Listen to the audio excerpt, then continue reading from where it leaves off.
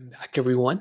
You may be wondering how you can make an Instagram account in the year of 2022. Now, this is a very easy process. The first thing you want to do is you actually want to install the Instagram application.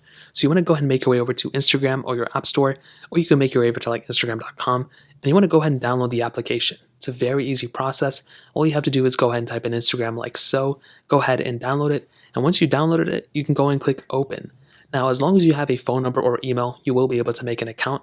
So you'll pretty much come into this page. Now, if you have an account, you click login, but if you're watching this, you probably don't. So now what you want to do is you want to go ahead and click create a new account. And when you do that, you'll basically be able to type in your phone number or your email associated with your specific accounts. So in this case, let's say I want to use my email. Well, what you're going to do is you're going to type in your email like so. You'll go and click next. And sometimes it'll go and tell you this email is associated with another account. In my case, that's because I already have an Instagram account with this email, but in your case, it's probably not going to give you this.